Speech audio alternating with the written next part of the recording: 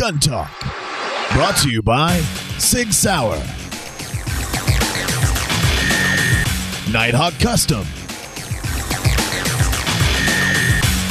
and by Colt.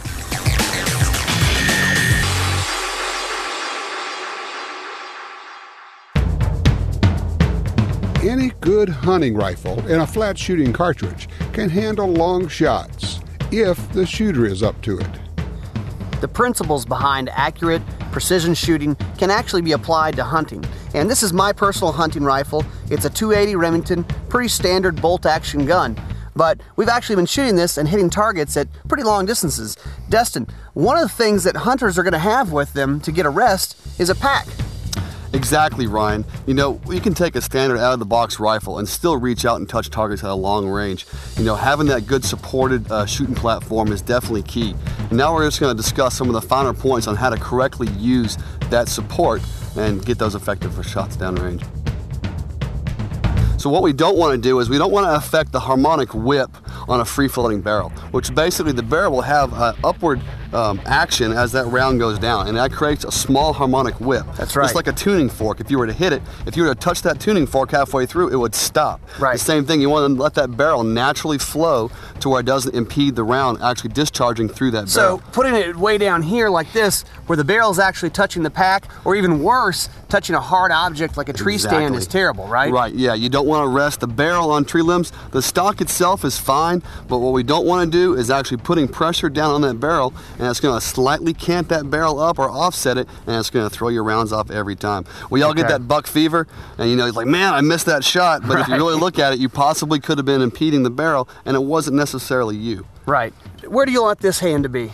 Well, there's lots of different, preferred methods. Some guys like to use the sling. Some guys want to come out here. Right. Again, don't put downward pressure on the barrel. If you want to come up in here or here and pull back on the stock, I personally like to come back and just tuck it in under my shoulder. That way, if I'm using a sand sock or just my hand itself, I can adjust my hand to give me my elevation and my windage. Elevation. It's sort of a little cheater, like you have a little fine-tune sandbag. Adjustments, exactly. Okay. Exactly. Okay. I think we should send a few downrange. Of course. Let's see how this pack works. We got some targets down there, about 280, 275. Let's see if you can hit them.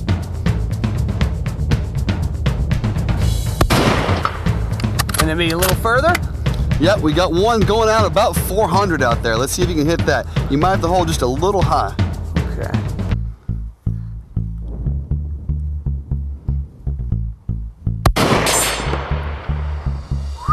Look at that. See?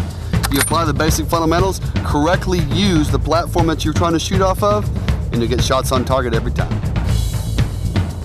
For serious precision shooting, there's another critical piece of gear, a good spotter. Spotter ready. Shooter ready. Send it.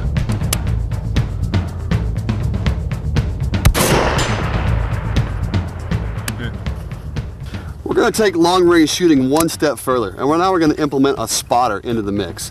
Where we want our spotter to set up is basically as close to the shooter as possible. If you can get right over his shoulder, that's even better. But basically, what you don't want to do is really set off to the right or off to the left, because then you really can't see that visual trace, that displacement of the air as that round flies towards the target. And that's what the spotter is looking for. So we can call those shots, looking for the splash on the steel or whatever you're shooting at, so we can adjust the shooter and get those effective rounds on target fast.